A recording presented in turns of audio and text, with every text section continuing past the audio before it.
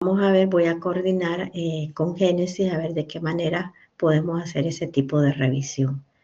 Pero a los compañeros del subgrupo C les voy a enviar por correo para que ya puedan ver sus notas definitivas, porque ya están completas. Al resto de los compañeros les falta la actividad de hipersensibilidad. ¿Cómo están organizadas las calificaciones? En primer lugar, ustedes van a anotar, van a ver todo lo que son sus pruebas cortas y están promediadas. Ya, luego vienen lo que son las participaciones en laboratorio y seminario, y luego viene lo que son las ANP. Posteriormente, la nota del examen, y todo eso se suma, lo que son los promedios. Lo otro es que la calificación de las presentaciones van para el tercer corte evaluativo, porque ahorita no han hecho presentaciones todos los compañeros. Solo apenas 4 compañeros han hecho presentación. Entonces, hasta que todos hayan hecho presentación, entonces se toma en cuenta esa nota. Lo otro es, muchachos, que después de esta actividad les voy a habilitar, ya van a estar habilitadas la semana 7 y 8, y la próxima semana, si Dios quiere, retomamos las presentaciones. Ahí van a estar asignados los nombres de los compañeros y los temas que les va a corresponder presentar. Vamos a entrar a lo que es la unidad de bacteriología, ¿ya? Y este mismo orden de presentación para explicar la bacteria es el mismo que ustedes van a utilizar para lo que es la presentación, para sus presentaciones. Ya, entonces, vamos, bueno, antes de iniciar, ¿alguna pregunta, chicos? ¿Alguna duda? ¿Algo que quieran aclarar? Jóvenes, hello, No, doctora, todo claro. ¿todo claro? Ah, bueno. Entonces vamos a comenzar con la parte de, bueno, iniciamos la tercera unidad, que en este caso es bacteriología. Muchachos, vuelvo a insistir, lástima que no los tengo de frente, pues, pero vuelvo a insistir que si ustedes no van estudiando semana tras semana, se les va a confundir este montón de bacterias. Es cierto que las vamos viendo por grupos, pero dentro de cada grupo, de cada género, hay varias especies que estudiamos y se parecen bastante. Entonces, ¿qué es lo que pasa? Si ustedes lo dejan para última hora, todo se les va a confundir, ¿ya? Entonces, por favor, vayan estudiando. La próxima semana, ustedes van a tener una prueba corta de esta temática en el horario de la conferencia. Ya, entonces, como una forma de obligarlos a que vayan por lo menos viendo las clases de cada semana. ¿Ya? Entonces, hoy vamos a revisar un grupo de bacterias. Son tal vez las más frecuentes, son las más comunes, ¿ya? Que se le conocen con el nombre de coco gram positivo. Dentro de ellos tenemos dos géneros importantes, el género Streptococcus y el género Estafilococcus. Permítanme un momentito. ¿Ya?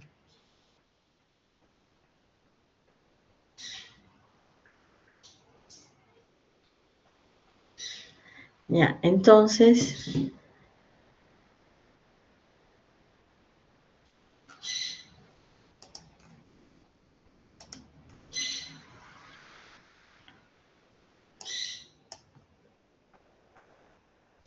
bueno, tenemos los objetivos que son para toda la unidad. Vamos a comenzar hablando de las características morfológicas y fisiológicas de esta bacteria. Luego pasamos a hablar de lo que son los factores de virulencia, los diferentes cuadros clínicos que ellos pueden producir, ya, y cómo hacemos el diagnóstico de laboratorio para cada uno de ellos. Entonces, como les dije al inicio, el tema es coco gram positivo. Aquí tenemos un grupo de bacterias bastante amplio con importancia clínica, como por ejemplo ustedes han oído hablar de los estreptococos y han oído hablar de estafilococos, ¿ya? Entonces, problemas respiratorios, problemas dérmicos, o sea, de la piel, están relacionados con estos grupos de bacterias. Aquí podemos observar lo que son los estafilococos, que son cocos gram positivos agrupados desde el momento en que ustedes vean estafilo, ya saben ustedes que se agrupan en forma de racimos de uva. En cambio, los estreptococos, aquí los pueden ver que se organizan en cadenas. También son cocos, son gram positivos, pero lo único que varía es la organización. Luego tenemos otro grupo de bacterias, otro género, que es el Enterococcus. Aquí quiero aclarar que algunos lo siguen clasificando como parte de lo que son los estreptococos, pero hay otros que los sacan del grupo de los estreptococos, por si acaso encuentran cualquiera de las dos denominaciones. Entonces, vamos a hablar de los estreptococos. Cuando ustedes presenten la próxima semana, bueno, a los compañeros que les toque, lo primero que ustedes van a hablar son de características generales de todo el género. Por ejemplo, si les toca Clostridium, van a hablar de características generales de todos los Clostridium, ¿ya? Entonces, y hasta después van entrando a las particularidades. Dentro de las características generales del género Streptococcus, vamos a tener que parte de ellos forma parte de la flora normal. ¿De qué lugares? Del tracto respiratorio superior y del tracto intestinal.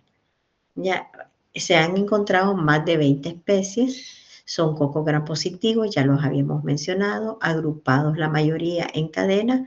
Aquí lo pueden observar ustedes, las pelotitas, ¿ya? Teñidos de violeta o morado, y se agrupan en cadena, aunque algunos los vamos a encontrar en parejas, como estos que ustedes pueden observar aquí. Miden de 0.5 a 1.5 micras, son catalasa negativo. Cuando ustedes observen esto, el signo de menos, significa que no la tienen, que no la producen, ¿ya? Pero, ¿qué es lo que pasa?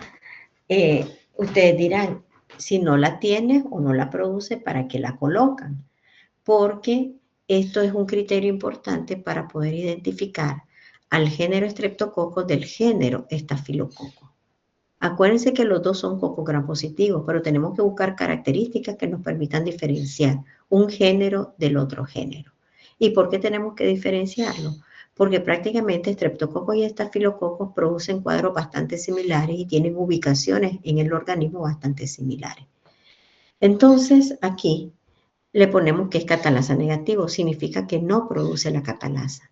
La catalasa es una enzima que permite desdoblar el peróxido de hidrógeno en agua más oxígeno. El peróxido de hidrógeno es un componente, un radical libre derivado del oxígeno que mata a la bacteria. Ya, entonces, las bacterias, ¿qué hacen para poder sobrevivir al peróxido de hidrógeno? Liberan esa enzima y esa enzima desdobla el peróxido de hidrógeno en agua más oxígeno. Y cuando ya está en agua y oxígeno, lógicamente no le es tóxico. Entonces, ¿quiénes producen catalasa? La catalasa la producen los estafilococos, no los estreptococos. Entonces, cuando hagamos el diagnóstico diferencial o el diagnóstico de laboratorio entre estreptococo y estafilococo, van a ver de que cuando nosotros sometemos a los estreptococos a la prueba de la catalasa nos da negativo, pero cuando sometemos a los estafilococos nos da positivo. Ahí lo vamos a ver más adelante. Son inmóviles, anaerobios facultativos y no esporulados. Ya, hay algunos de ellos pueden tener cápsulas. Existen dentro de este género una cantidad de estreptococos. ¿Ya? Pero vamos a quedarnos hablando realmente de los que cobran mayor importancia clínica. Entonces, para poder clasificar a los estreptococos, se utilizan 4 criterios de clasificación. Esos criterios son los siguientes. 1, la forma clínica que ellos causan, o sea, la presentación clínica, o sea, cómo ellos afectan y a dónde afectan. Las propiedades serológicas. Cuando hablamos de propiedades serológicas, estamos hablando de la capacidad que tienen ellos de inducir que nosotros formemos anticuerpos contra algunos componentes de la pared celular del estreptococo. Entonces, ¿qué nos indica esto? Que los estreptococos difieren en lo que son los componentes de su pared celular. Y en base a eso, en dependencia de cuál es su estructura antigénica, eso lo ha permitido clasificar en varios grupos. y hablamos de estreptococos del grupo A, estreptococos del grupo B, estreptococos del grupo C, así sucesivamente, y a eso se les conoce como los grupos de Lancefield, ¿ya? El tercer criterio es el tipo de hemólisis. Los estreptococos liberan hemolicinas, unos sí, otros no, o hemolicinas que son potentes y hemolicinas que son más débiles. Entonces, cuando nosotros los colocamos en un medio de cultivo que se llama agar sangre, él comienza a liberar esas hemolicinas y puede hacer varios tipos de hemólisis. Las hemólisis pueden ser de tres tipos. Una hemólisis total, o sea que hemolizar todos los eritrocitos, y eso se le conoce como hemólisis de tipo beta. Una hemólisis parcial, ya entonces que solo destruye una parte y permite una coloración verdosa en el medio de cultivo, que se le conoce con el nombre de hemólisis alfa. Y aquellos que no hacen hemólisis, que se les llama hemólisis gamma o no hemólisis. Entonces, en dependencia del estreptococo que estemos hablando, muchachos, por ejemplo, el estreptococo pneumoniae y el víridas hacen hemólisis alfa. Los piógenes y el agalactiae hacen hemólisis beta. Entonces, esas son características que ya nos permiten ir diferenciando. Si decimos que el estreptococo pneumoniae hace una hemólisis alfa, no significa que en determinado momento va a ser beta, no. Solamente hacen un tipo de hemólisis, por eso nos permiten identificar un tipo de estreptococo de otro tipo de estreptococo. Ya que ahí lo vamos a ver también más adelante en el medio de cultivo. Y luego el cuarto criterio son las propiedades bioquímicas. Estas son componentes químicos, ya que pueden inhibir el crecimiento de la bacteria. Y en dependencia de cómo se comportan las bacterias ante estos compuestos químicos, así podemos identificar qué tipo de estreptococo es. Entonces, en resumen, podemos identificar, mejor dicho, tenemos que utilizar 4 criterios para poder clasificar al estreptococo. La presentación clínica, las propiedades serológicas, el tipo de hemólisis que produce y las propiedades bioquímicas. Hasta en ese momento, cuando yo ya tomo en características, es que uno le puede poner el apellido, o sea, la especie. En ese caso, vamos a hablar, por ejemplo, ya no hablamos solamente de estreptococo, hablamos de estreptococo pneumoniae, hablamos de estreptococo piógenes, estreptococo agalactiae. Pero para eso tenemos que combinar todas estas características. Entonces, hablando del primer criterio, la presentación clínica. Los estreptococos, muchachos, no todos están en todos los lugares, no. Hay estreptococos que producen, por ejemplo, cuadros purulentos, ¿ya? Producen pus, producen una intensa respuesta inflamatoria. Y entonces se les llama estreptococos piógenes o estreptococos piogénicos. Pío, muchachos, significa pus, ¿ya? Entonces, aquí tenemos los diferentes estreptococos que pueden tener este tipo de comportamiento. Y entonces, dentro de ellos, los más importantes para nosotros son el Streptococcus agalactiae, el Streptococcus pneumoniae y el Streptococcus piógenes. Son los que más sobresalen en este grupo, ¿ya? Entonces, luego tenemos los estreptococos orales. Si ustedes estuvieran estudiando odontología, lógicamente nos quedamos con este grupo de bacterias, donde encontramos aquellas bacterias que pueden ser parte de la flora normal de la boca, que forman parte de lo que es la placa dental, ¿ya? Y aquellas bacterias que son cariogénicas, o sea, que se han relacionado con la producción de caries. Por ejemplo, el cariogénico por excelencia es el Streptococcus mutans. En cambio, el Salivarus es parte de la flora normal de la boca y prácticamente no tiene poder cariogénico como lo tiene el mutans. Y luego tenemos lo que se ubican a nivel del tracto intestinal, donde están los famosos enterococos. Ya, entonces, esa es la presentación clínica que va en relación directa con el cuadro que producen y con la ubicación a nivel del organismo. El segundo criterio son las propiedades serológicas. Yo les decía que de un estreptococo al otro varían según su composición antigénica a nivel de la pared celular. Entonces, los estreptococos pueden tener varios tipos de polisacáridos. Y en dependencia del tipo de polisacáridos que ellos tienen en la pared celular, se han clasificado en grupos. Y tenemos, por ejemplo, del grupo A, B, C, F, y hay muchos más. Entonces, este polisacárido tiene características antigénicas. ¿Qué significa eso? Que estimula la formación de anticuerpos, que estimula mi sistema inmune. Pero hay varios tipos y en dependencia del tipo que tienen, así los podemos clasificar en grupos. Luego tenemos el tipo de hemólisis. Entonces, este es un medio de cultivo, es un plato Petri y el medio de cultivo se llama agar sangre. Ya, ¿por qué utilizamos agar sangre? Porque los estreptococos producen hemólisis y es una de las características que nos permiten identificar al estreptococo. Entonces, los estreptococos decíamos que pueden hacer 3 tipos de hemólisis, que las han categorizado como hemólisis alfa, beta y gamma. Aquí las tenemos, ¿ya? Entonces, la hemólisis alfa es una hemólisis parcial, no se destruye totalmente los eritrocitos. Queda una parte de lo que es bueno, en este caso, la biliverdina, y eso es lo que da la coloración verdosa. Entonces, cuando nosotros vemos colonias estreptococo y que tienen este tipo de coloración, decimos que es una hemólisis de tipo alfa. En cambio, cuando nosotros observamos las colonias de los estreptococos, cuando yo hablo de colonias, muchachos, es un acúmulo de estreptococos, que ahí los vamos a ver más adelante. Les voy a enseñar cuáles son las colonias, ¿ya?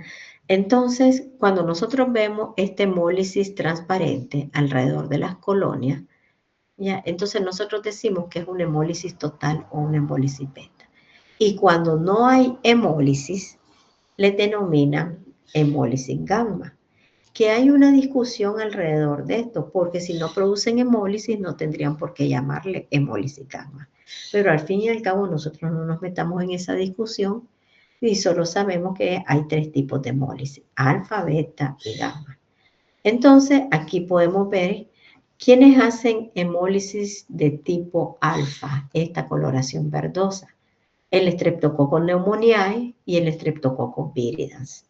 ¿Ya? Ellos hacen este tipo de hemólisis cuando lo observamos en el medio de cultivo.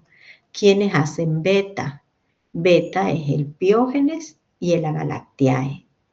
¿Ya? Y entonces así nosotros podemos ir identificando qué especie de estreptococo tenemos produciendo un cuadro clínico determinado.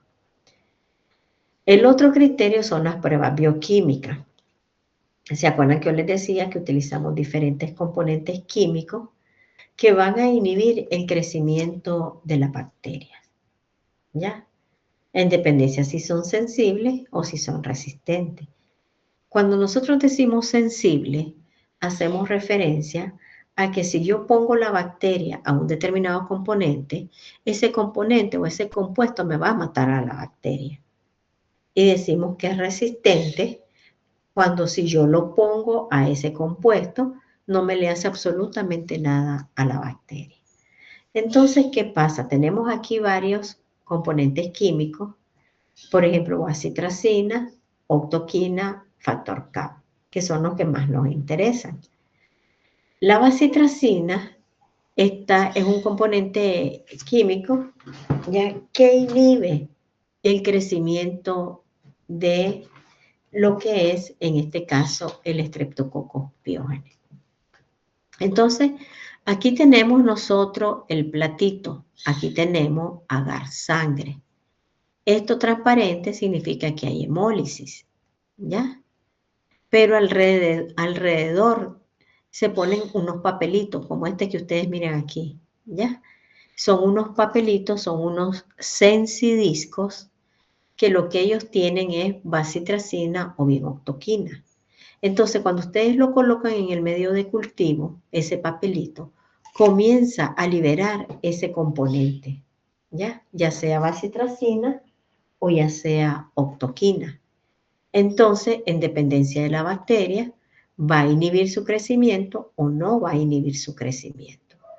Entonces, ¿qué pasa? Ustedes tienen el papelito ahí, se comienza a liberar el componente y si la bacteria es sensible, se fijan ustedes que aquí se mira rojo, no hay hemólisis.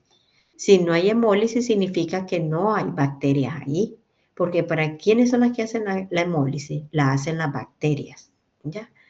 Entonces, si ustedes observan que aquí no hay hemólisis, ¿ya? Ahí eso rojo, no hay hemólisis, significa que ahí no hay bacterias alrededor del papelito. ¿Qué fue lo que pasó? Me mató a la bacteria. Entonces yo digo que como es sensible a la bacitracina, yo estoy confirmando que la bacteria que está aquí es un Streptococcus pyogenes. ¿Ya? Entonces de esa manera yo estoy confirmando que es Streptococcus pyogenes, porque el piógene es sensible a la bacitracina.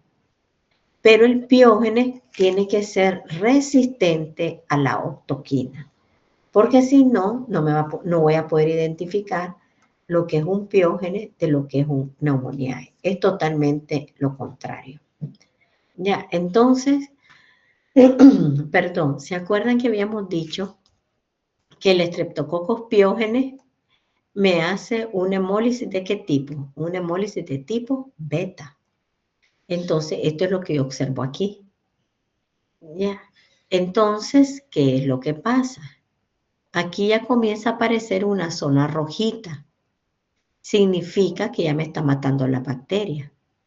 Y a medida que avanza el tiempo, la zona se va haciendo más grande. ¿Ya? Entonces, ¿qué me está indicando? Que aquí me había crecido lo que es el Streptococcus pyogenes. Pero cuando yo puse la bacitracina me comenzó a matar a la bacteria. Entonces, ¿qué es lo que pasa? Tengo una beta-hemólisis y aparte de eso me está matando a la bacteria. ¿Quién es el sensible a la bacitracina? Es el Streptococcus pyogenes. Yo estoy confirmando de que es un Streptococcus pyogenes. ¿Se entiende esto, muchachos? Sí, Bueno, entonces por el otro lado vamos a la octoquina. Ese papelito es octoquina, pero se fijan que ahora ya no es transparente la hemólisis, ya, sino que es verdosa. Entonces, ¿qué me está indicando? Que este alfa hemolítico, no es beta hemolítico. Entonces, ¿quién es en este caso el alfa hemolítico? El Pneumoniae. Entonces, como yo ya estoy sospechando que es un Pneumoniae, vengo y le pongo la prueba de la octoquina. La octoquina viene, me comienza a matar a las bacterias que están alrededor de ella. Se fijan que no hay hemólisis, está limpio. Y entonces, como me comienza a matar a las bacterias, yo digo que esta bacteria es sensible a la octoquina. Y por lo tanto, yo estoy confirmando a quién, a Streptococcus pneumoniae.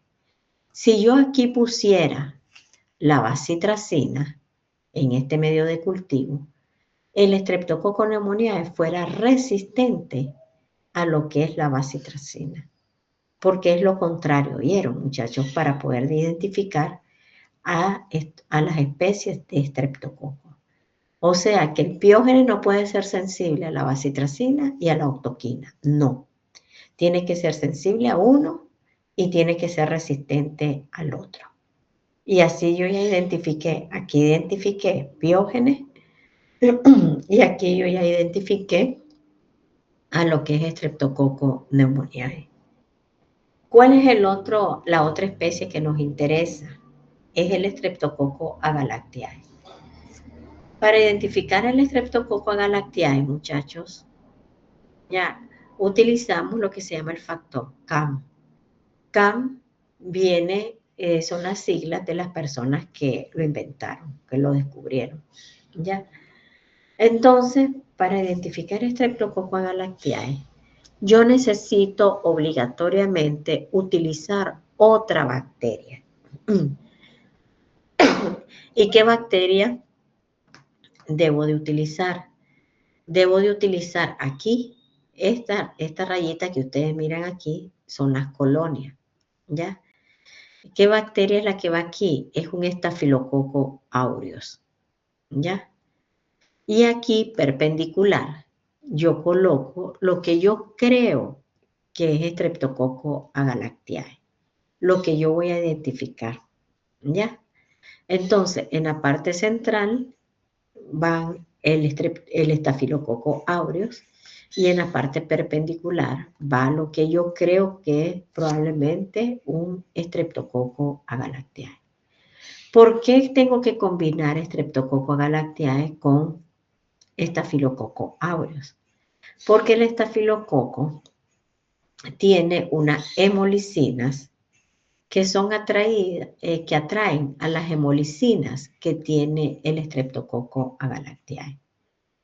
Entonces, cuando se da la interacción entre las hemolicinas del estafilococo aureus con las hemolicinas del Streptococcus agalactiae, se forma esta zona sinérgica de hemólisis en forma de flecha. ¿Logran ver estas flechitas? Que son estas que están aquí.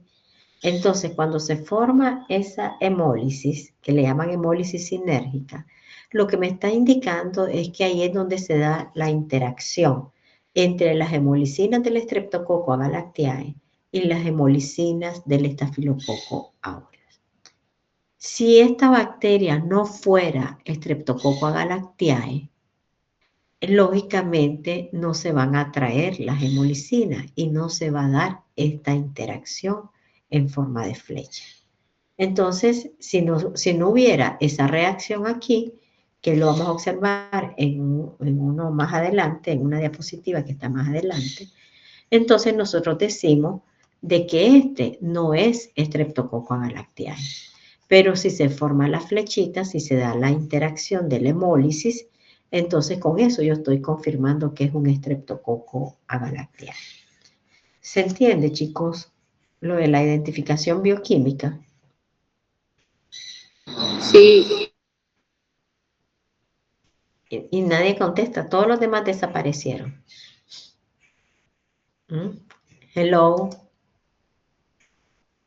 Hola, hola, hola, hola. Sí le entendemos. Mm. Solo unos cuantos ahí están. Aquí estamos, doctora.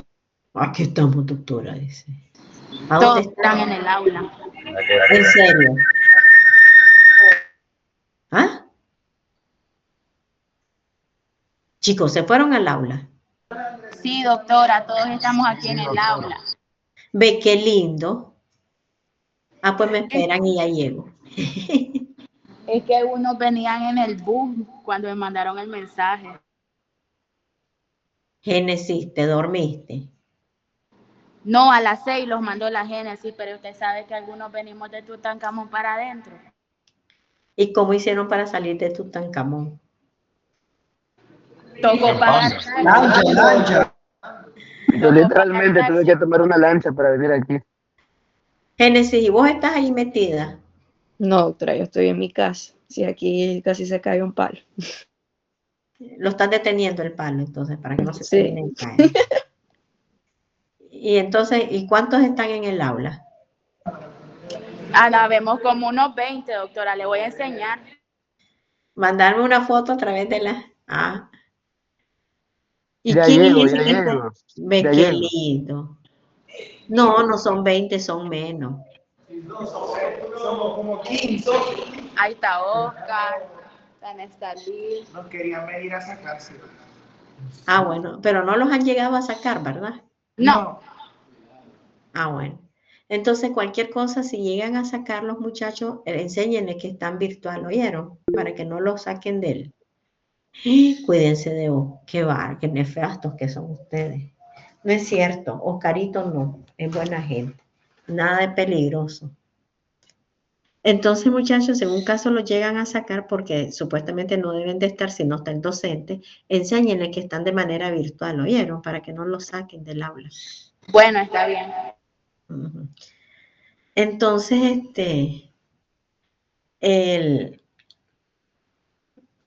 no le tengan miedo a Oscarito, Oscarito no muerde.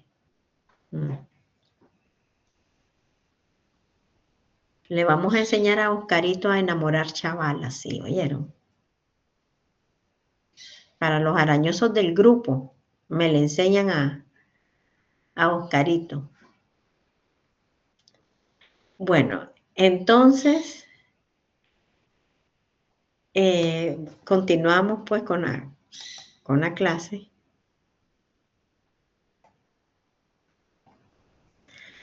Bueno, miren muchachos, tenemos que hacer todo ese alboroto porque, lógicamente, son un montón de especies.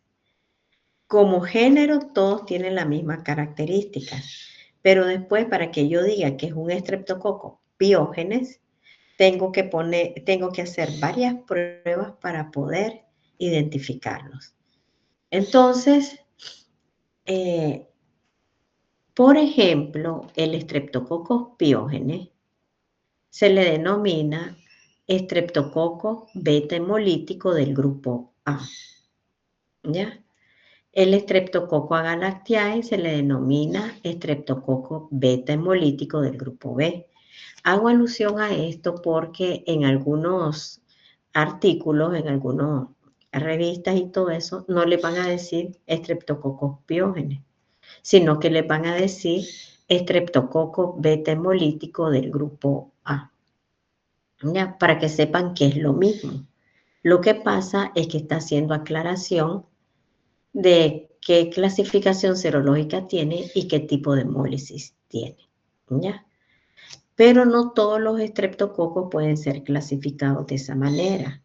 Porque, por ejemplo, el Streptococcus pneumoniae, sabemos que es alfa hemolítico, pero no sabemos todavía qué grupo antigénico tiene. No ha sido muy esclarecido. Por lo tanto, en este caso, esa clasificación en grupos antigénicos, más que todo se aplica para los beta hemolíticos, generalmente para los beta hemolíticos. Entonces, ¿cuáles son las especies que más nos interesan? El piógenes, el pneumoniae y el agalactiae. Flor, y llegó Felipe. No, doctora, no está, se regresó, parece. Felipito, pero supuestamente está aquí en el Meet, supuestamente. No, pues sí, en el MID está, pero aquí en el aula no está. Ajá, no, pero supuestamente en el Meet también. Pero si Felipito, aquí estoy prestando atención, qué barbaridad. Oiga, doctora. ese es el problema, tener color. Entonces nos vamos con los estreptococos piógenes, que también se les denominan estreptococos beta hemolíticos del grupo A. Entonces, volvemos a retomar las mismas características generales de todos los estreptococos. Es una bacteria gram positiva. Su organización es en forma de cadena. Son cocos gram positivos, agrupados en cadena, anaerobio facultativo. Le gusta crecer mejor entre 35 a 37 grados centígrados. Ya en algunos de ellos pueden tener alguna cápsula de tipo de ácido hialurónico. Pero algo importante es que en la pared de estos estreptococos nosotros encontramos lo que se llama unas proteínas de superficie, ¿ya? Entonces, estas proteínas pueden ser proteínas M, T y R, que son proteínas tipo específicas. Entonces, dentro de estas proteínas, la más importante es la M. La M tiene variantes y eso es lo que permite clasificar el hecho de los más de 100 tipos de estreptococos piógenes que hay. Ya, entonces, en este caso, nosotros hablamos de que hay estreptococos piógenes serotipo 1, serotipo 2, así hasta más de 100 serotipos. ¿Ya? Entonces, nosotros hemos oído hablar que el Streptococcus piógenes es famoso por causar faringoamigdalitis, pero no solo faringoamigdalitis puede producir afectaciones de piel y un sinnúmero de patologías que las vamos a ver más adelante. Entonces, pero se ha visto que el Streptococcus piógenes que afecta a amígdala tiene algunas ligeras diferencias a nivel de lo que es el estreptococo que nos puede producir afectaciones a nivel de piel. Entonces, por ejemplo, todos son estreptococos piógenes, muchachos. Pero se ha visto que el que está en garganta es un poco diferente al que está en piel. Entonces, por ejemplo, ¿cuáles son los serotipos de estreptococos piógenes que encontramos a nivel de faringe? El 1, el 12 y el 24. En cambio, el 49 y el 52 los encontramos a nivel cutáneo. Y el 1 y el 3 son los que causan mayor virulencia. Pero imagínense que existen más de 100 variantes de estreptococos piógenes. Entonces, aquí tenemos, esto es la pared celular de lo que es el estreptococos piógenes, y esto que ustedes ven aquí son los diferentes componentes del estreptococos piógenes que causan o tienen alguna importancia en lo que es la patogenia, o sea, en la capacidad de producir daño en el organismo. Entonces, ¿a quiénes tenemos? Aquí se acuerdan que decíamos la proteína M, que es la que me permite que existan variaciones en los diferentes tipos de estreptococos piógenes. Tenemos la proteína T, la proteína F. La proteína F es una fibra que permite la adherencia a los tejidos, ¿ya?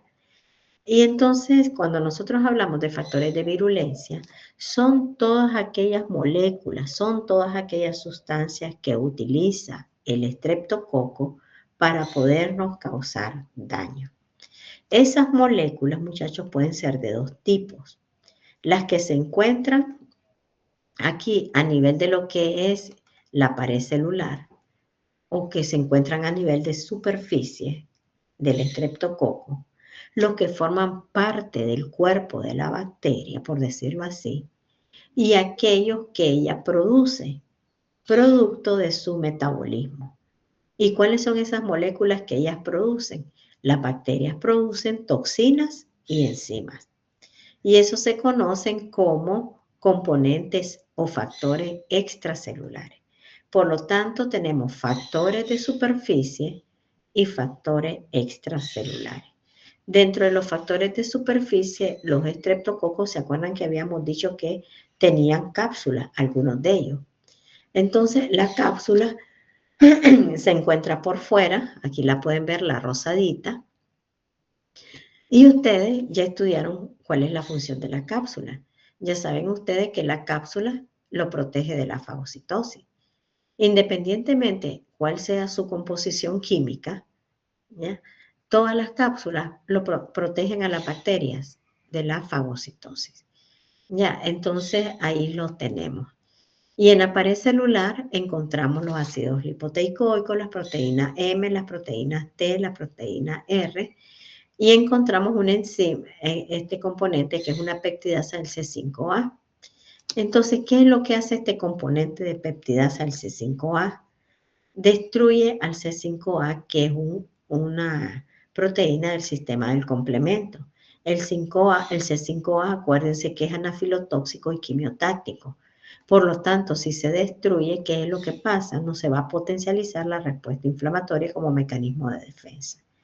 Y dentro de los componentes extracelulares tenemos que liberan enzimas y que liberan toxinas. En resumen, muchachos, cuando nosotros hablemos de factores de virulencia, ustedes ya saben que cualquier parte de la bacteria puede causarnos daño. Y aparte de eso, la bacteria produce enzimas y toxinas que también nos pueden causar daño. Entonces, por eso tenemos factores de virulencia o factores de patogenicidad, que también se les llama, de superficie y extracelulares. Entonces, aquí ustedes los encuentran. Les coloco los factores de superficie y qué función tienen. Miren, la parte más importante está al inicio. Ya saben que la cápsula lo protege de la fagocitosis. Lo que yo pongo después es simplemente una explicación de cómo es que actúa protegiéndolo de la fagocitosis. Pero si ustedes ya saben que todas las cápsulas son antifagocitarias, ya no tienen que estudiar muchas cosas, muchachos. La proteína M es el principal factor de virulencia que tiene el estreptococo y que nos permite clasificarlos en diferentes serotipos, ¿ya? También le brinda protección contra la fagocitosis. La proteína M, la proteína T, la proteína R, todos ellos brindan protección contra la fagocitosis. La proteína F, que es un receptor de fibronectina, y por lo tanto es la que le permite adherirse a los diferentes epitelios, ¿ya? El ácido lipoteicoico, que ustedes saben que es parte de la pared celular de la bacteria gram positiva, le permite también la adherencia a las células epiteliales. Y la proteasa C5A que degrada al C5A, que ya lo habíamos explicado anteriormente. Luego tenemos, en este caso, los productos extracelulares. ¿Cuáles son los productos extracelulares? Toxinas y enzimas. Entonces, tenemos en este caso streptokinasa y hialuronidasa, streptolicina de dos tipos, la O y la S. Todas estas son enzimas. La streptokinasa lo que hace es destruir los coágulos de fibrina. Entonces, ustedes saben que el coágulo de fibrina muchas veces es un mecanismo de defensa. ¿Por qué? Porque ustedes tienen la bacteria y alrededor de la bacteria se forma el coágulo y ahí queda atrapada la bacteria. Entonces, ¿qué hace la bacteria para liberarse de ese coágulo? Viene y libera la streptokinasa y ya queda libre. La hialuronidasa destruye el ácido hialurónico. Esto es parte de la matriz extracelular. ¿Qué pasa si destruye el ácido hialurónico? Entonces viene y la bacteria se puede diseminar más rápido a través de los tejidos. Luego tenemos la streptolicina O y la streptolicina S. Las dos son hemolicinas, pero ¿en cuál es la diferencia? Que una tiene más peso molecular que la otra. Y la que tiene más peso molecular estimula mejor al sistema inmune. Acuérdense que aquello que hablamos, que las proteínas entre mayor tamaño tenían, ya mejor estimulaban al sistema inmune. Entonces, ¿quién es la que tiene mayor peso molecular? La streptolicina O. Y ella es la que induce la formación de anticuerpos. Entonces, cuando nosotros tenemos al Streptococcus pyogenes, esta streptolicina O hace que mi organismo forme anticuerpos contra la streptolicina O. Y eso me permite generar en la clínica una prueba diagnóstica que se llama la prueba de ASLO. Entonces aquí dice ASTO, pero no es ASTO, ¿vieron? ASLO. Entonces, ¿qué significa anti-streptolicina O? No sé si ustedes han escuchado que cuando las personas padecen mucho de faringoamigdalitis por Streptococcus pyogenes, después de cierto tiempo les mandan la prueba del ASLO. ¿Qué significa eso? Que voy a buscar en esos pacientes para ver si tienen anticuerpos contra la streptolicina O. Ya. ¿Y por qué tengo que hacer esa prueba? Porque, muchachos, más adelante los antígenos del estreptococo se pueden unir a mis anticuerpos y formar inmunocomplejos. Y si se forman inmunocomplejos, esos inmunocomplejos se pueden ir a depositar al riñón, al glomérulo, o se pueden ir a depositar a las articulaciones. Y ahí es donde pueden aparecer algunas complicaciones derivadas de los cuadros primarios del Streptococcus pyogenes. ¿Cuáles pueden ser esas complicaciones? No sé si ustedes han tenido la oportunidad de conocer a personas con fiebre reumática. No es con artritis reumatoidea, fiebre reumática. La fiebre reumática es una complicación de las infecciones por Streptococcus pyogenes a repetición. Entonces, ¿qué fue lo que pasó? Vino, el paciente formó anticuerpos contra el estreptococo, se formaron inmunocomplejos, esos inmunocomplejos no se eliminaron, se fueron a depositar a las articulaciones y desarrollan fenómenos de hipersensibilidad tipo 3 o fenómenos de autoinmunidad. Entonces, si ustedes recuerdan, las reacciones de hipersensibilidad tipo 3 están mediados por los complejos antígenos-anticuerpos. Si esos complejos antígenos-anticuerpos no se eliminan, se depositan en los tejidos y después, ¿qué pueden hacer? Pueden activar, en este caso, por ejemplo, pueden activar a lo que es el sistema del complemento y más adelante desarrollar una intensa respuesta inflamatoria que me daña, en este caso, a las articulaciones. Ya, entonces, por eso es que se consideran complicaciones de los cuadros a repetición por el Streptococcus pyogenes, por la formación de inmunocomplejos. La streptolicina S es una hemolicina, pero es menos potente que en el caso de la O. Ya, y luego tenemos las toxinas pirogénicas del estreptococo, que en este caso esta toxina es responsable de la fiebre escarlatina. No sé si ustedes han visto que los pacientes cuando presentan faringoamigdalitis por estreptococos piógenes, algunos de ellos se pueden brotar, tienen un rash cutáneo. Ese rash cutáneo que aparece es porque el estreptococo liberó esa toxina. Ya, entonces, ¿qué significa aquí? Que el estreptococo piógenes me puede producir daño por solo el hecho de estar presente en el tejido. Puede producir un cuadro supurativo, pero también el estreptococo me puede causar daño porque altera mi sistema inmune, desarrollando fenómenos de autoinmunidad. O bien el estreptococo piógenes me puede causar daño mediante la liberación de toxinas, ¿ya? Entonces son diferentes mecanismos a través de los cuales los estreptococos piógenes nos pueden causar daño. En este caso, ustedes van a ver aquí de que lo que es la toxina, ya pirogénica, también libera, en este caso, una toxina que se le llama la toxina del síndrome del shock tóxico. Cuando ustedes miren TSST, significa, ST en la parte final significa termoestable. Y cuando ustedes miren TL, es termolábil. Entonces son dos toxinas diferentes. Libera una toxina termoestable y libera una toxina termolábil. Ya, entonces, ¿qué lo vamos a ver más adelante? Solamente les estoy hablando de qué significa ST, qué significa TL. Entonces, en resumen, muchachos, los estreptococos me pueden causar daño por solo el hecho de estar en el tejido. ¿Ya? Directamente ellos. Los estreptococos me pueden causar daño por la formación de inmunocomplejos que me desarrollen fenómenos de autoinmunidad. ¿Ya?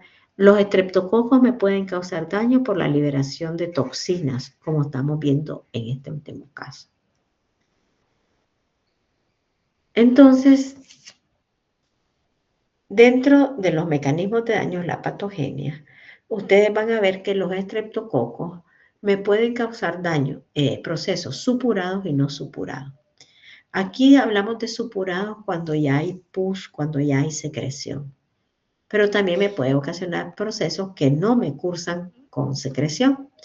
Entonces, dentro de los procesos supurados, generalmente son producidos cuando el estreptococo entra por nasofaringe, se establece. O sea, ahí está un tiempito colonizando la nasofaringe, se adhiere al tejido a través de lo que es la fibronectina, ya se fusiona con el epitelio, causa una reacción inflamatoria, hay secreción, ya, y después el estreptococo comienza a diseminarse más allá del sitio de penetración, porque comienza a liberar la hialuronidasa, que la hialuronidasa le permite destruir la matriz extracelular y que el estreptococo se vaya diseminando por el tejido. Entonces, ¿cómo logra sobrevivir en el tejido? Por todos aquellos factores de virulencia que impiden la fagocitosis.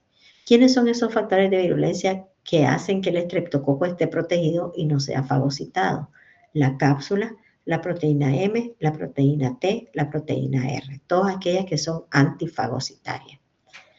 Ya, después de cierto tiempo, puede ser que el paciente forme anticuerpos, se formen los complejos antígenos anticuerpos y algunos componentes del estreptococo hagan reacciones cruzadas con parte de nuestros tejidos. Cuando hablamos de reacciones cruzadas es cuando, por ejemplo, simula algunos antígenos que son propios de nosotros. ¿Y con quién simula ese componente? Por ejemplo, con las válvulas, con el tejido cardíaco. Entonces viene, ¿y qué pasa en este caso? Viene el sistema inmune y comienza a reconocer el tejido cardíaco como algo extraño y lo comienza a atacar.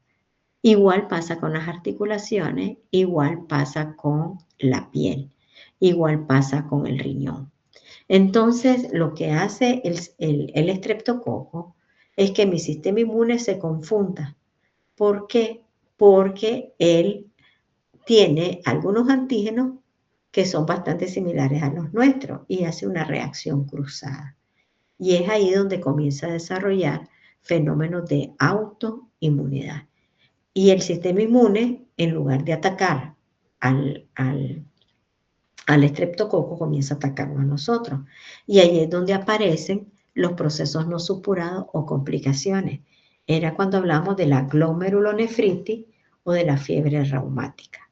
Muchachos, la glomerulonefritis y la fiebre reumática, que son las principales complicaciones de las infecciones a repetición por estreptococos piógenes, no se producen porque esté necesariamente el estreptococo.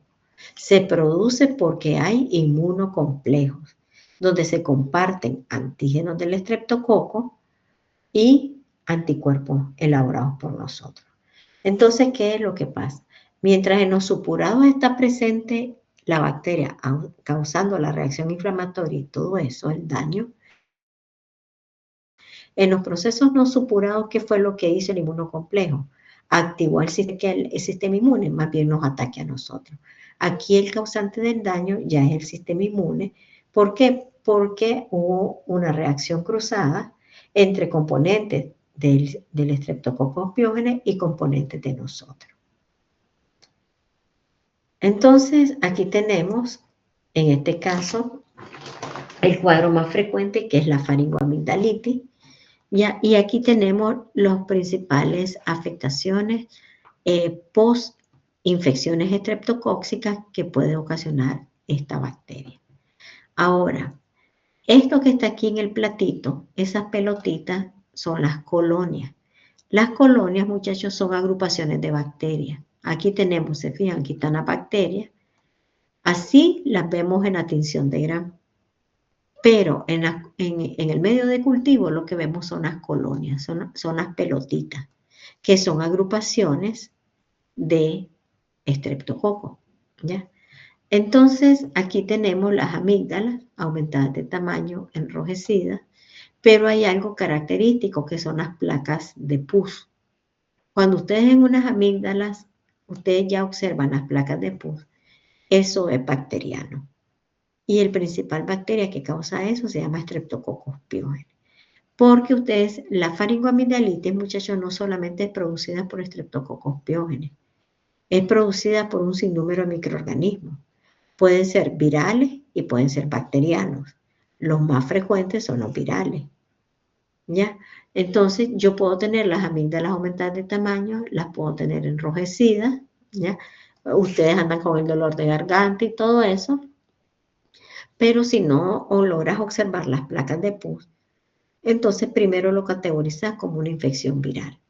¿Qué es lo que pasa? A nivel epidemiológico, son más frecuentes las infecciones virales que las infecciones bacterianas.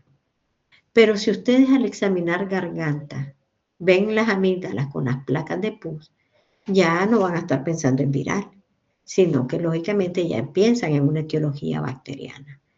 Entonces, además, los cuadros bacterianos, muchachos, son más agresivos que los virales. Una faringoamigdalitis viral va a tener fiebre, sí, pero no es tan intensa como una fiebre producida por una faringoamigdalitis bacteriana.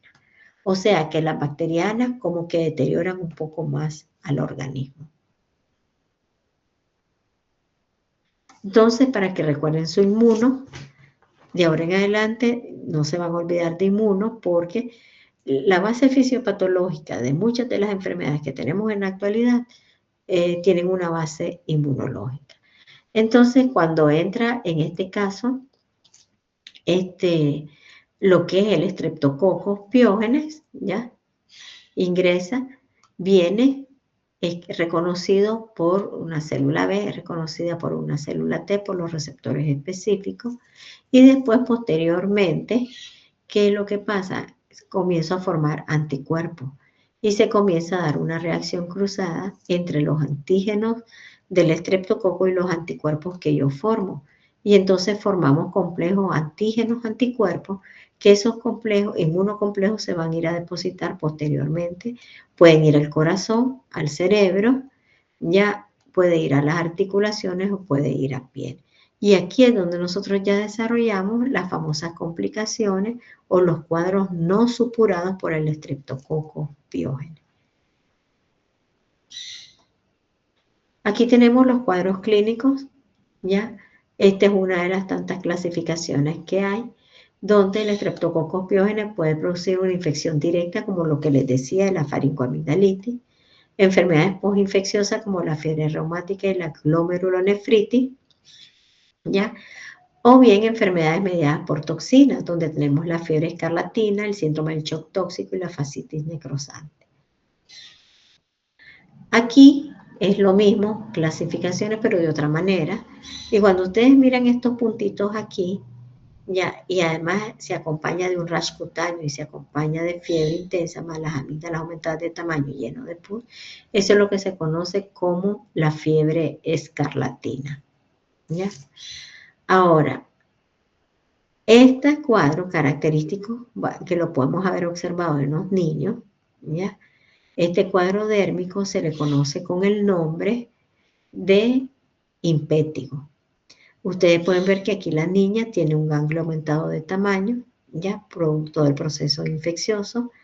Estas son vesículas que se llenan de pus, después se rompen y forman estas lesiones características que posteriormente, a medida que se van secando, van apareciendo costras. Esto es lo que la gente muchas veces le denomina la quema de puro. Son lesiones así bastante características. Y es cuando la gente, dentro de su cultura, está el hecho de que le aplican esos colorantes. Le aplican violeta genciana, azul de metileno, un montón de cosas le pone la gente. Supuestamente para secar la lesión, pero no, es totalmente lo contrario. Las lesiones más húmedas y lógicamente favorece la proliferación de la bacteria. Esto lo que necesita es antibiótico, no estarle aplicando esos colorantes, porque lo que estamos haciendo es sobreinfectando más a estos niños. Aquí tenemos fascitis necrosantes producidas por toxinas. Esto es lo que conocemos como, la gente le conoce como disipela, pero no se llama disipela, es erisipela. Es cuando a partir de una lesión que tuviste en los miembros, sobre todo se da en los miembros inferiores, personas que tuvieron una ronchita, que se rascaron, se infectaron, se le hizo esto, ¿ya? Entonces, las erisipelas se confunden bastante con la celulitis, pero no es la celulitis de acúmulo de tejido adiposo, sino como proceso infeccioso de tejidos blandos. Entonces, la celulitis es como que fuera esto, nada más que abarca tejidos más profundos. En cambio, la erisipela es una infección de tejidos blandos, pero más superficial. Entonces, si ustedes se fijan, aquí podemos ver hasta dónde llega el proceso infeccioso. Por lo tanto, esta es de tejido superficial, esta es una erisipela. Pero si nosotros no lográramos delimitar hasta dónde llega el proceso infeccioso, si es de tejidos más profundos, ya se convierte en una celulitis. Y luego tenemos el famoso síndrome del shock tóxico por toxinas, ¿ya? Que también este síndrome de shock tóxico puede ser ocasionado también por el estafilococo áureo. ¿Se acuerdan que al inicio yo les decía que el estreptococo y el estafilococo muchas veces producen cuadros bastante similares? Por lo tanto, tenemos que hacer la identificación de estos agentes etiológicos. Entonces, aquí, por ejemplo, el impétigo también puede ser causado por estafilococo aureus. Entonces, ¿cómo hacemos el diagnóstico del estreptococo piógenes? En primer lugar, muchachos, tenemos que obtener una muestra biológica. ¿Qué significa esto? Que lo vamos a obtener de donde está el estreptococo. Por ejemplo, si yo tengo una lesión, un impétigo, ¿ya? Estos niños deben de tener secreciones. Yo tomo las muestras de las secreciones. En este caso, que es una faringoamigdalitis, yo tomo un exudado faríngeo, ¿ya? Tengo que tomar una muestra con un hisopo. ¿Para qué? Para hacer una tinción de Gram y para hacer un medio de cultivo. Ya, entonces, la próxima semana ustedes van a aprender a hacer tinción de Gram. En la tinción de Gram, yo solo puedo ver la coloración, ya sabemos que es Gram positivo, la forma de la bacteria, sabemos que es coco, ya, y cómo se agrupa, que si se agrupan en cadena, en racimo, en pareja. Entonces, la tinción de Gram, muchachos, solo me dice la coloración, ¿ya? Me dice la agrupación y me dice la forma de la bacteria.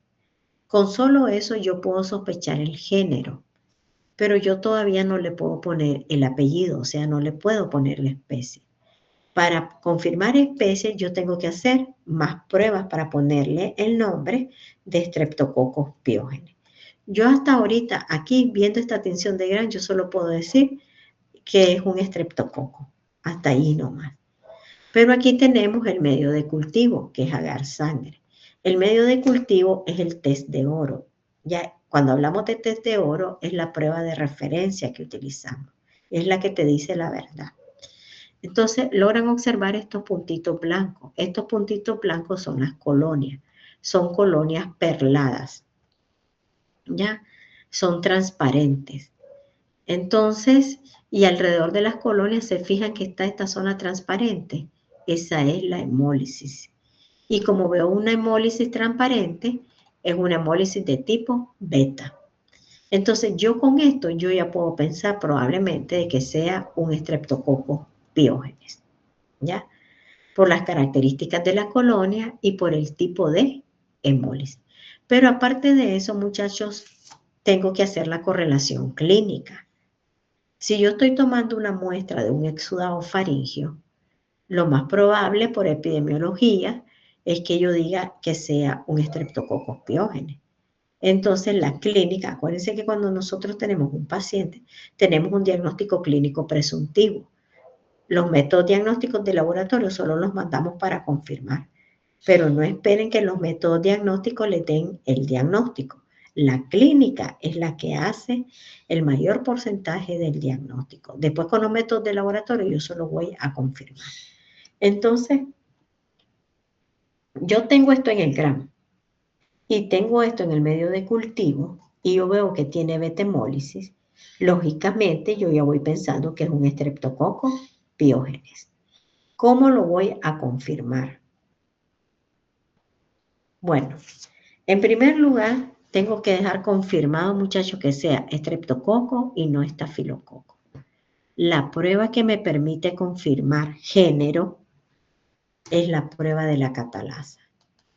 Entonces, ¿qué pasa en este caso? Yo vengo, agarro una muestra de estas colonias, ¿ya? En un portaobjeto, yo pongo una gotita de peróxido de hidrógeno. Me voy al medio de cultivo, agarro un poquito de estas colonias y las mezclo con el peróxido de hidrógeno. Si la bacteria tiene la catalasa, me va a desdoblar el peróxido de hidrógeno en agua más oxígeno. Y tendríamos esta reacción como que fuera salandrios, como que fuera Alka-Seltzer, ¿ya? Entonces, pero si no tiene la enzima, no me va a dar esa efervescencia. Entonces, cuando hace la efervescencia, decimos que es catalasa positivo. Cuando no hace la efervescencia, decimos que es catalasa negativa. En este caso, estamos hablando de un estreptococo. Y se acuerdan que al inicio de la presentación, yo les dije de que el estreptococo era catalasa negativo, o sea que no tenía la enzima. Entonces, ¿qué debo de observar yo? Yo debo de observar esta reacción. Ya con esto, yo ya estoy confirmando de que es un estreptococo. Porque si fuera un estafilococo, es este tipo de reacción la que tendría. Entonces, tengo una tinción de Gram, tengo medio de cultivo y tengo prueba de la catalasa negativa. Estreptococos, ¿ya? y yo ya sospeché de que sea Piógenes por el tipo de hemólisis. ¿Qué es lo que voy a hacer yo en este caso para confirmarte que sea Piógenes? Lo someto a la prueba de la bacitracina. Si la bacitracina me da positivo, inhibe el crecimiento del estreptococo, yo estoy confirmando de que es un estreptococo Piógenes, que era lo que mirábamos anteriormente. Ya, si yo veo esto, lógicamente yo estoy confirmando de que yo tengo un estreptococo Piógenes. Ya lo confirmé. Y tiene que ser resistente a la octoquina. Hasta allí generalmente lo dejamos. Pero también se pueden utilizar pruebas moleculares. Ya podemos utilizar pruebas serológicas para identificación de los grupos de Lanzefield, que era aquello que hablamos de los grupos A, B, C, D, o bien la identificación de la secuenciación del ADN, o sea, de los ácidos nucleicos. Pero con solo que lleguemos hasta la bacitracina, ya hemos confirmado que tenemos un estreptococo Piógenes. Ahora sí ya le puedo poner el nombre y el apellido. Entonces, luego tenemos el diagnóstico postinfección, que en este caso lo hacemos con la prueba ASLO o la antiestreptolicina O, que era aquella que yo les decía para ver si yo tengo anticuerpos contra el estreptococo Piógenes o no. Pero esta prueba no se manda inmediatamente, se manda de 1 a 2 semanas posterior a la infección. ¿Por qué? Porque la respuesta inmune no es inmediata. ¿Se acuerdan que decíamos que para desarrollar anticuerpos necesitamos de 1 a 2 semanas para que yo forme anticuerpos? Entonces, por lo tanto, si yo se lo hago inmediatamente, me va a salir negativo porque todavía mi sistema inmune no ha tenido el tiempo para formar anticuerpos. ¿Ya? Entonces, esto es lo que se utiliza para dar seguimiento.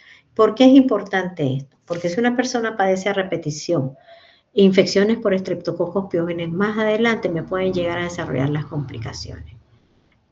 No sé si ustedes han escuchado que hay pacientes que cuando padecen mucho de faringoamigdalitis, les mandan una penicilina benzatínica mensual por 1 año, por 12 meses. Es con este objetivo, con el objetivo de eliminar los inmunocomplejos y evitar de que el paciente me desarrolle complicaciones más adelante. En relación al tratamiento, bueno, el estreptococcus Piógenes en su mayoría sigue siendo sensible a la penicilina. Pacientes que son alérgicos a la penicilina, tenemos otras alternativas, como en este caso lo que son podemos utilizar lo que son los macrólidos. Hasta el momento no existe una vacuna disponible para el estreptococcus Piógenes, aunque se están haciendo algunas preparaciones para vacuna utilizando lo que es la proteína M del estreptococcus Piógenes. Acuérdense que el factor de virulencia más importante del estreptococcus Piógenes se llama proteína M.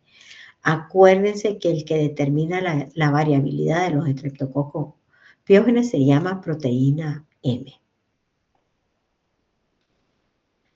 Entonces, ahí les dejo algunas cosas que ustedes tienen que investigar para la actividad de la próxima semana. Luego tenemos el Streptococcus pneumoniae, que se le llama popularmente como neumococo, y que en este caso es un patógeno bastante importante, sobre todo del tracto respiratorio, ¿ya? Este no se disemina tanto como lo hace el Streptococcus Piógenes. Se ha relacionado con neumonía, causa sinusitis, otitis, meningitis, ¿ya? Pero este es un coco gram positivo, pero no se agrupa en cadena, sino que se agrupa en pareja. Por lo tanto, lo denomina como un diplococo gram positivo. ¿Ya? Y algo característico, logran observar esta parte transparente alrededor de las pelotitas. Eso es lo que me indica, es que ahí hay una cápsula. El Streptococcus pneumoniae tiene una cápsula polisacárida. Entonces, aquí tenemos cómo es que se da la patogenia del Streptococcus pneumoniae. Tenemos el estreptococo y el estreptococo cuando sufre destrucción ya libera lo que son los ácidos teicoicos y el peptidolicano. Son componentes de la pared celular de él que producen una activación del sistema del complemento. Ahí tenemos un factor de virulencia. Por el otro lado tenemos otro factor de virulencia que es una neumolicina, que esta es un componente que se une a los tejidos, ¿ya? Y produce inflamación a nivel de estos tejidos. Tenemos la cápsula que impide lo que es, la protege de lo que es la fagocitosis. Entonces, de esa manera es que prácticamente el Streptococcus pneumoniae causa daño. Miren, muchachos, se fijan que aquí ya estamos hablando de otros factores de virulencia. Hay algunos que están para todos los estreptococos, pero hay otros que son propios de cada estreptococo. Por eso es que yo les decía al inicio, tienen que ir estudiando semanalmente para evitar de que este montón de factores de virulencia se les enreden y puedan identificar claramente a qué tipo de bacteria corresponde. Entonces, para que se produzca la afectación, necesitamos factores del huésped y factores bacterianos.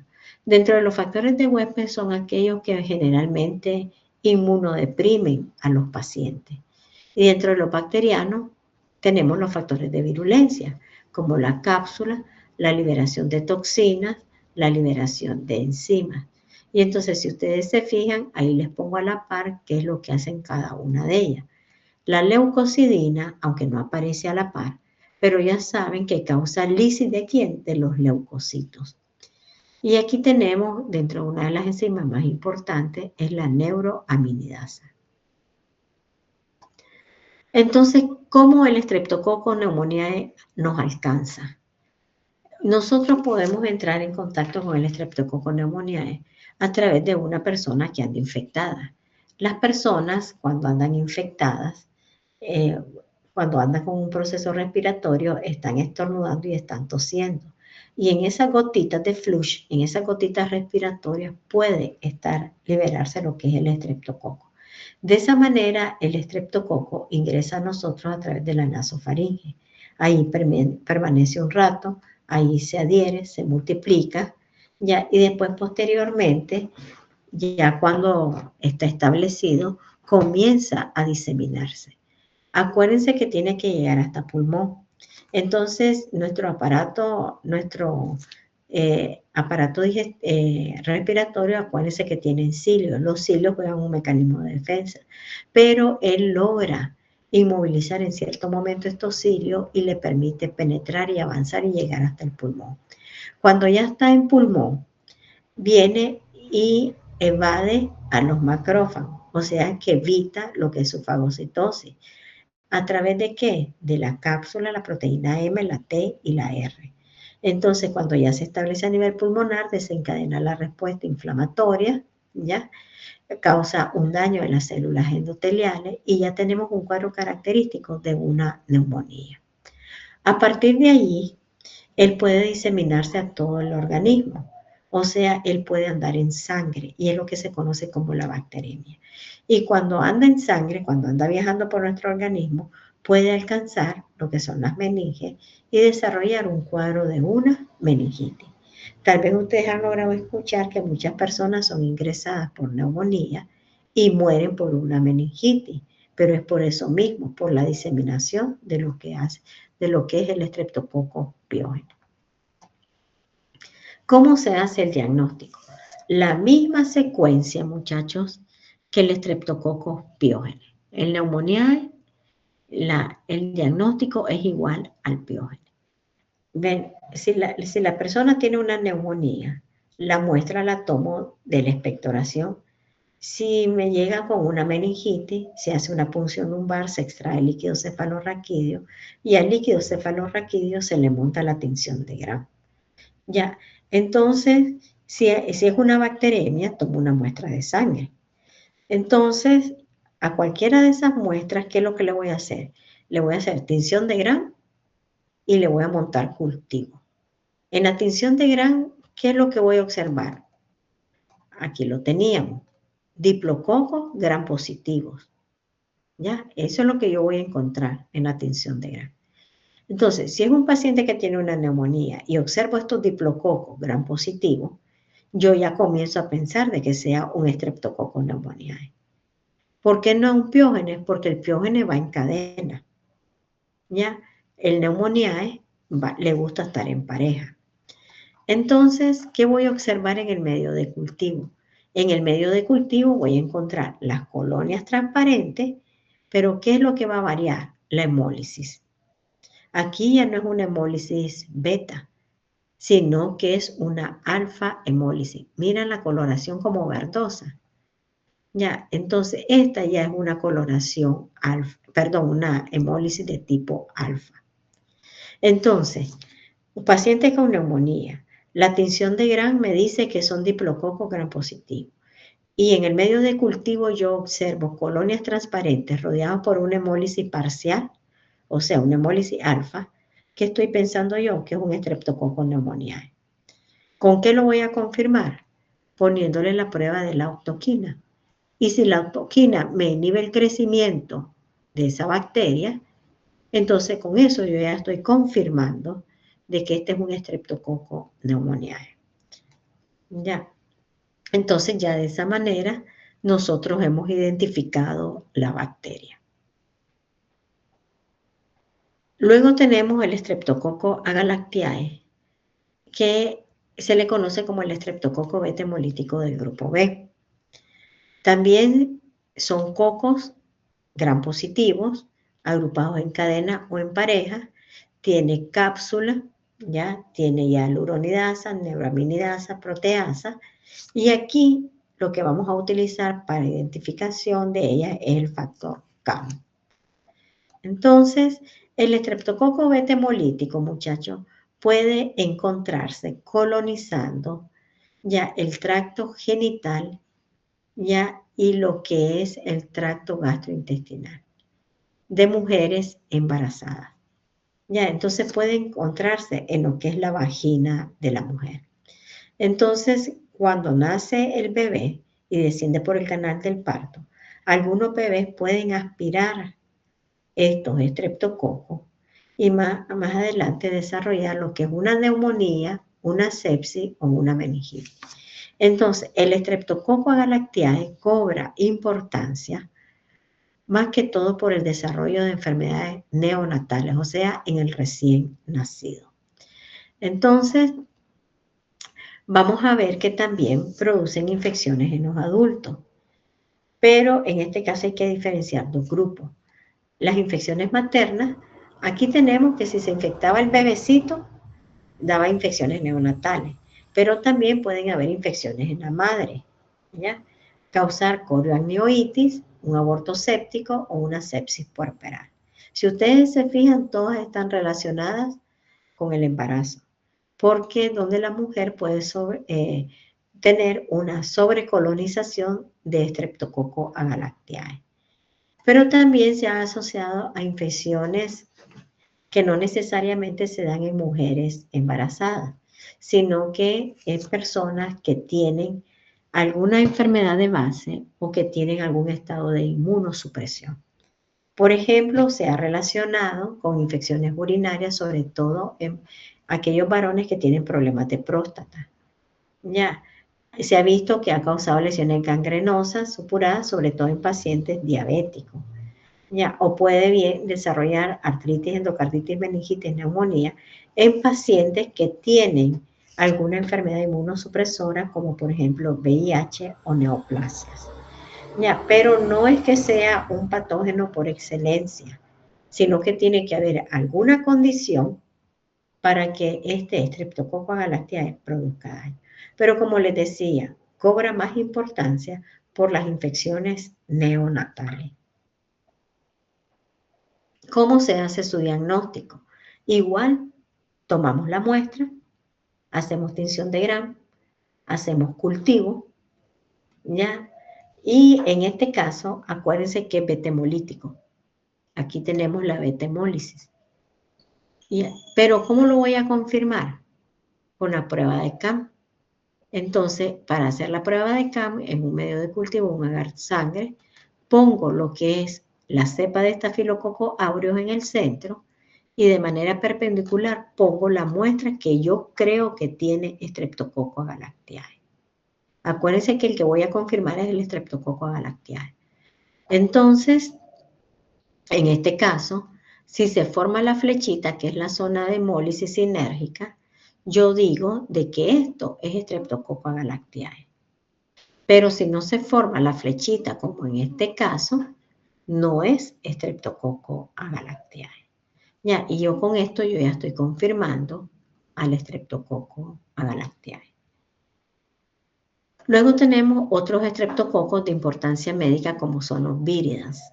Los víridas, muchachos, cobran importancia sobre todo a nivel de la cavidad oral, que era lo que les expliqué al inicio. El grupo de los estreptococos víridas tienen varios grupos a su vez, y dentro de esos grupos están los cariogénicos y los no cariogénicos.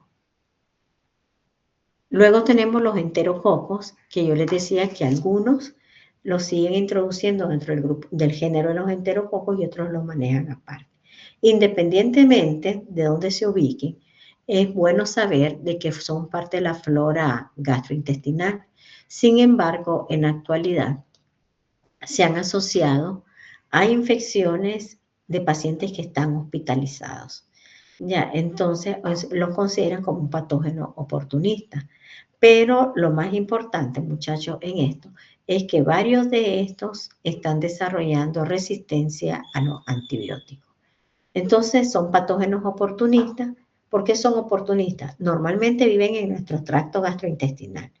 Pero si nosotros tenemos alguna alteración, ellos pueden proliferar y producir, por ejemplo, infecciones urinarias, bacteremias, endocarditis, infecciones intraabdominales y pélvicas, infecciones de herida, que son las que generalmente se pueden dar en pacientes que están hospitalizados.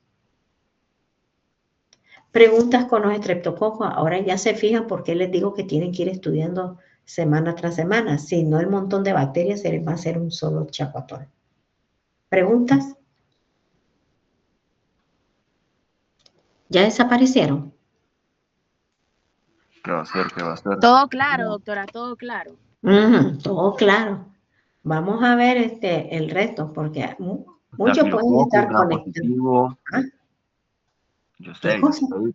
estafilococo estamos hablando. Ah, sí, de estafilococo estamos hablando. Qué mentiroso que son. ¿Se fijan cómo los agarro, muchachos? Estábamos hablando de estreptococo. Ahorita solo puse la lámina de estafilo. Ustedes son nefastos. ¿Ya? Nefastitos, nefastitos. Dicen que el pez muere por la boca, ¿se fijan? Ni siquiera he comenzado a los estafilococos. Miren, si ustedes no le entienden a esto, se me van a perder en las próximas bacterias. Porque no es lo mismo leer la diapositiva a ir escuchando la explicación. Imagínense que venga ahora alguien y mire catalasa positiva. ¿Qué será eso? Si no escuchó la explicación. ¿Ya? Entonces, a mí no me gustan realmente las virtuales. Imagínense que las presenciales ustedes están en otro mundo, ahora imagínense las virtuales. ¿Ya? Pero ni modo. ¿Continuamos o quieren un receso? Hello. De un solo, de un solo. Yo solo. ¿Para dónde vas? Voy a mi casa. ¿Qué va a hacer? ¿Cómo que vas a tu casa? ¿Ya te vas a regresar? Bueno, sigamos con los estafilos. Los estafilos, muchachos, ya son más cortos. Si ustedes logran entender la lógica de los estreptococos, ya los estafilococos es pan comido. Entonces, aquí tenemos a los estafilococos, igual, la misma canción, coco gran positivo, pero agrupados en racimo. ¿Se acuerdan que ya les había dicho que eran catalasa positivos? Ya no les explico más porque ya saben que son inmóviles, no forman esporas, son anaerobios facultativos, pero aquí hay algo que me permite también diferenciarlos de lo que son los estreptococos, y es que los estafilococos producen pigmentos en los medios de cultivo. Entonces, esos pigmentos pueden ser desde blanco, pueden ser cremosos, hasta amarillo intenso, ¿ya? Entonces puede ser desde blanco hasta amarillo intenso. Y eso, ustedes se acuerdan que en el caso de los estreptococos, las colonias eran transparentes, no tenían colores. En este caso, vamos a ver que en los estafilococos, vamos a ver que las colonias sí tienen colores. Las colonias son redondas, lisas, blancas o pigmentadas. Y los estafilococos pueden ser parte de la flora normal de piel y de mucosa. Aquí están, observen cómo se mira una tinción de Gram, muy diferente a la tinción de Gram que miramos en el caso de los estreptococos. Aquí están agrupados en forma de racimos de uva. Allá eran en parejas o eran en cadena. Aquí no, miren, esta no, los bultitos ahí. Entonces, la clasificación de los estafilococos, muchachos, es más sencilla que la de los estreptococos. Los estafilococos solo se toma en cuenta un factor. ¿Y cuál es ese factor? Si tienen esta enzima que se llama coagulasa. La coagulasa, ahí van a ver más adelante cuál es su función, y le permite formar un coágulo, y ese coágulo protege a la bacteria, ¿ya? La coagulasa, la enzima, solo la tiene el estafilococo, que es patógeno por excelencia, y ese es el estafilococo aureus. Ya, entonces aquí solo utilizamos un criterio, si tiene o no tiene la coagulasa. Ahora, todos los estafilococos, muchachos, son catalasa positivo, pero no todos los estafilococos son coagulasa positivo. Coagulasa positivo solamente estafilococo aureus. Los estafilococos que no son patógenos, que son parte de la flora normal y todo eso, son coagulasa negativos, o sea que no tienen la coagulasa. Por eso les decía de que es más sencilla la clasificación en este sentido. Entonces, si ustedes quieren identificar estrepto de estafilo, la prueba que los permite discriminar se llama catalasa. Pero si ustedes quieren discriminar los estafilos, cuál es patógeno y cuál no es patógeno, le hacen la prueba de la coagulasa. Todos los estafilococos son catalasa positivo, pero solo el aureus es coagulasa positivo. Estos son los lugares donde se pueden encontrar y esta es la capacidad de producir daño. Si ustedes se fijan, el patógeno por excelencia se llama estafilococo aureus. Los estafilococos que forman parte de la flora normal en algunas ocasiones pueden causar daño. Por ejemplo, en la piel nosotros tenemos estafilococos epidermidis. No sé si ustedes se han fijado que cuando los varones se rasuran, muchas veces les aparece un puntito de pus en alguno de los folículos que quedó ahí. Esa es producida lo más frecuentemente por estafilococos epidermidis. ¿Y por qué lo ocasiona? Porque ustedes saben que al rozar la piel, guácala, a saber de dónde te jalan los pelos y estás de llorón. Ustedes saben que al rozar esa Gillette ahí causa una alteración de lo que es la parte de, mira, todas las mujeres, ¿cómo te responden? Una alteración del hábitat. Y entonces, al alterarle el hábitat al estafilococo epidermidis, él comienza a producir un ligero daño. Pero ustedes saben perfectamente bien que eso no pasa más. Se aplican una solución antiséptica o se lavan con agua y jabón y desaparece sin ningún problema, sin pena ni gloria. Luego tenemos el estafilococo saprofítico que se puede encontrar en el tracto urinario bajo y que en algunas ocasiones se ha relacionado con infecciones de vías urinarias. ¿Ya? Pero como les digo, las alteraciones que producen esto es muy diferente en cuestiones de gravedad a las alteraciones que produce el estafilococo aureus. Entonces, esto es solamente para ver cómo podemos identificar a nivel bioquímico y antigénico el estafilococo aureus de estos dos que son no patógenos, que son los más frecuentes del grupo que vimos anteriormente. Entonces, ustedes se pueden fijar que lo que lo distingue es la presencia de la coagulasa. Entonces, aquí tenemos la estructura, tenemos lo que es la membrana citoplasmática, la pared celular y la cápsula. Entonces, ¿cuáles son los factores de virulencia? Igual, muchachos, hay factores superficiales o estructurales y hay factores extracelulares. ¿ya? Que le llaman también metabólicos, porque las enzimas y las toxinas son producto del metabolismo de lo que es el estafilococo. Entonces, en este caso, dentro de los factores de superficie o estructurales, tenemos la cápsula.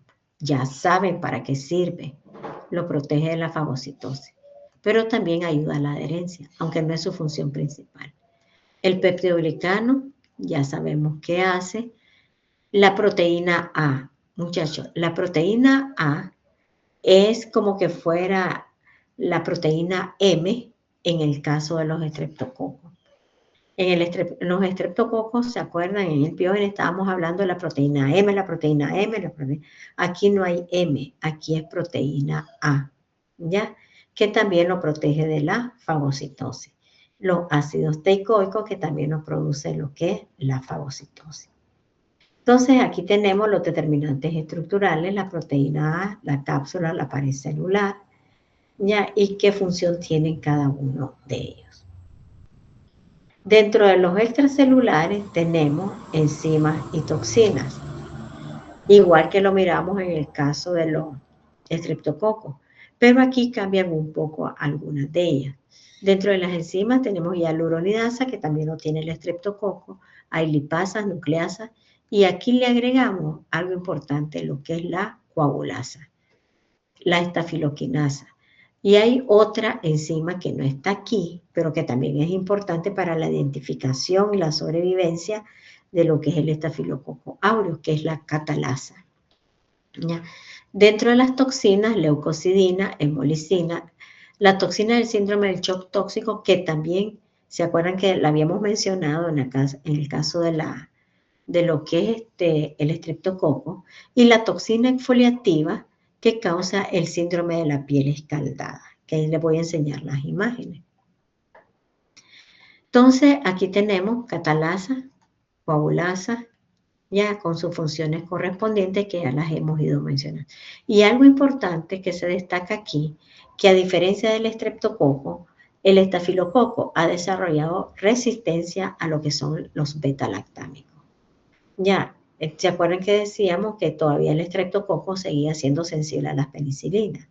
En este caso, el estafilococo es uno de los que ya ha ido desarrollando lo que se llama mayor resistencia a lo que es los antibióticos. Las toxinas, donde destacamos la leucocidina, la palabra se lo dice, hemolicina, la toxina exfoliativa. Esta es causante de lo que es el síndrome de la piel escaldada, ¿ya? ¿Y por qué? Produce una epidermolisis, eso es lo característico. Luego tenemos la toxina del síndrome del shock tóxico, ¿ya? Causante de fiebre, descamación, produce una afectación sistémica, ¿ya? Y libera enterotoxinas, ¿ya? Entonces, ¿qué puede pasar? Que nosotros ingiramos en los alimentos que todavía no están bien cocinados algunas toxinas del estafilococo aureus y nos puede provocar un cuadro de vómitos, o sea, un cuadro emético, que más adelante puede llegar a afectar lo que es el sistema nervioso central. Ya, entonces, las enterotoxinas no las habíamos visto en lo que es el estreptococo. Aquí tenemos los cuadros clínicos característicos.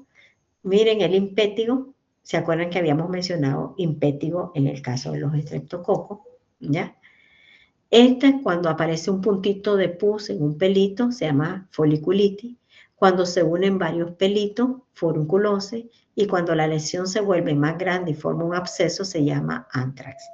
Pero este antrax, muchachos, no es el mismo producido por el bacilo anthracis.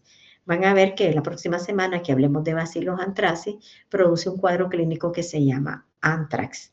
Pero hay dos tipos de antrax. El antrax producido por estafilococo y el antrax producido por bacillus anthracis, que es mucho más grave el del bacillus anthracis. Este más que todo, algunos discuten que si se le debe llamar así o no, porque realmente no tiene la gravedad que tiene el otro.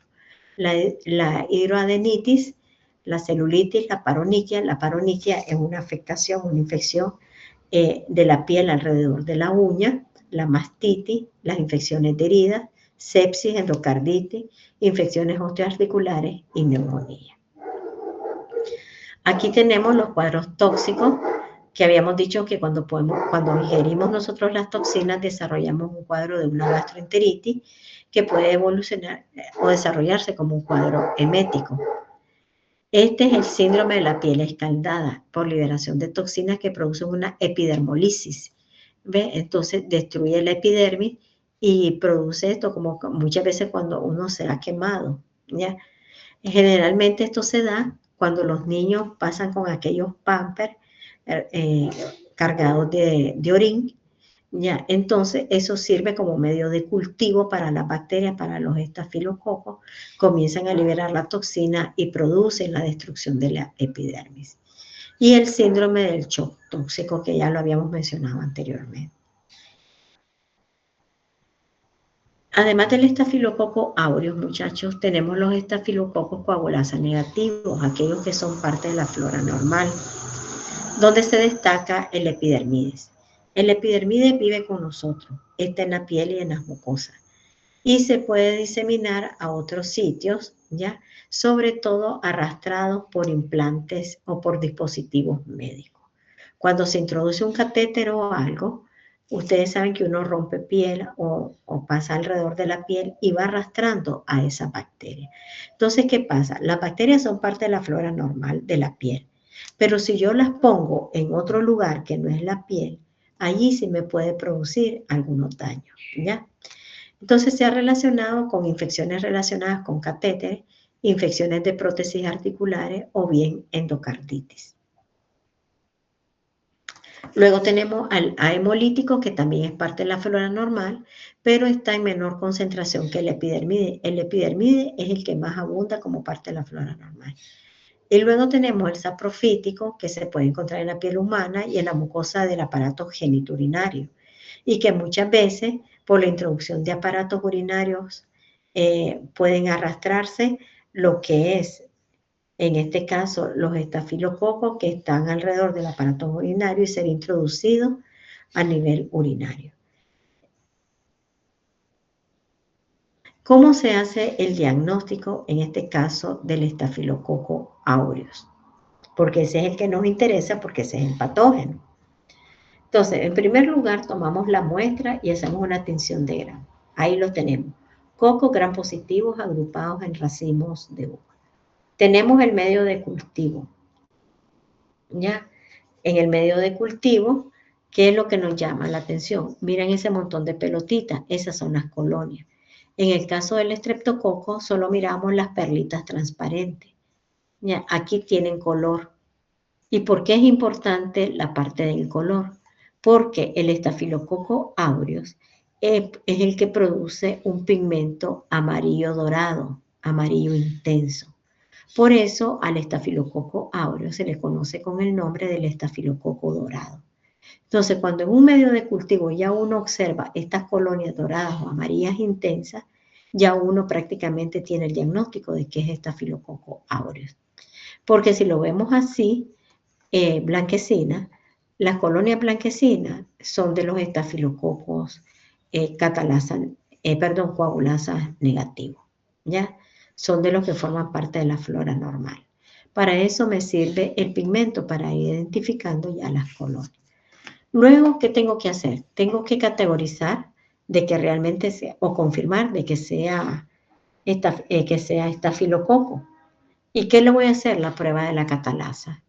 Entonces, la catalasa me va a permitir ver si hay la reacción o no hay la reacción.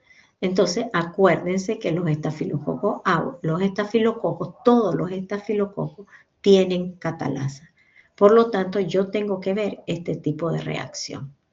Este tipo de reacción que está aquí abajo es de los estreptococos y esta que está aquí arriba es de los estafilococos. Entonces, si yo ya sospecho de aquí que es un estafilococo, esta me tiene que dar positivo obligatoriamente. Ahora, yo con esto confirmé que es estafilococo. ¿Qué me queda ahora confirmar? De que es coagulasa positivo, de que es estafilococo aureus.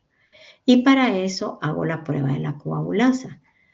Entonces, en un tubo de ensayo se coloca suero, plasma, ¿ya? Y entonces agarro una muestra de aquí, de estas colonias, las mezclo con el plasma, las pongo a incubar por 4 horas y después al cabo de 4 horas observo si se formó el coágulo o no se formó el coágulo. Si ustedes se fijan, aquí está el tapón. Ya, entonces, como formó el coágulo, yo ya digo que es coagulasa positivo. Si no hubiera formado el coágulo, queda como la imagen que está aquí abajo, ya como el tubo de ensayo que está aquí abajo. Y luego podemos seguir haciendo más identificaciones utilizando lo que es la fermentación del mannitol. Pero generalmente, con que lleguemos a la coagulasa, nosotros ya hemos identificado de que es un estafilococo aureus. Entonces, cuando uno va a hacer la identificación en el laboratorio, utilizamos algoritmos ya para la identificación. Acuérdense que el grupo es coco gram positivo, estafilococo y estreptococo. Tomamos la muestra, hacemos tinción de gram y hacemos un medio de cultivo. Yo necesito obligatoriamente el medio de cultivo para someterlo a la prueba de ¿qué? De la catalasa. Si la catalasa me da positivo, yo me quedo trabajando e identificando estafilococo. Si la catalasa me da negativo, yo me quedo trabajando e identificando los estreptococos. Entonces, vámonos a los estafilococos. ¿Qué me interesa después ver en el medio de cultivo? Me interesa ver si las colonias, qué color tienen las colonias y aparte de eso el tipo de hemólisis que hacen. ¿Ya? Y luego hacer la prueba de la coagulasa. Si la prueba me da, la coagulasa me da positivo, yo ya estoy confirmando que es estafilococo aureus.